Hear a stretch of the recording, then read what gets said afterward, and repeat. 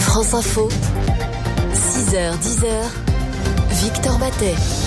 Avec nous dans une minute, la professeure Dominique Le Guludec, présidente du Collège de la Haute Autorité de Santé, 3 jours après avoir donné son autorisation au vaccin. Premières injections prévues ce matin, avec encore beaucoup de questions. D'abord le fil info, 8h10, Pauline Renoir.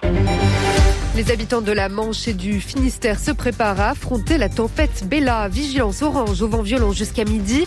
La sous-préfète de Cherbourg, invitée de France Info, recommande de fermer les fenêtres, les volets et de ne pas s'approcher du bord de mer. Le vent va souffler jusqu'à 130 km/h. C'est aujourd'hui que les premiers Français vont être vaccinés contre le Covid. Top départ de la campagne dans les EHPAD à Sevran, en Seine-Saint-Denis et à Dijon, en Côte d'Or. Quelques dizaines de résidents ont donné leur consentement.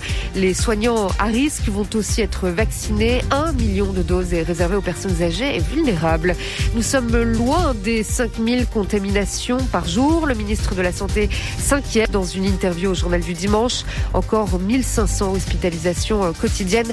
La tension baisse trop peu en réanimation. L'indignation des élus après le tabassage d'un jeune musulman, fils de policier à Belfort. Gérald Darmanin dit sur Twitter qu'il n'y a pas de place pour le racisme. Le président de la région Grand Est accuse la haine de la police. La victime âgée de 20 ans porte plainte. Il a été frappé par des connaissances de son école après avoir publié une photo de lui en train de fêter Noël.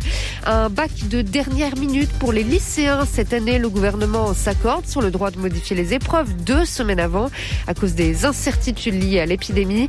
Le syndicat des personnels de direction de l'éducation nationale parle d'une garantie nécessaire. Il faut anticiper. C'est ce que déclare le secrétaire général Philippe Vincent sur France Info.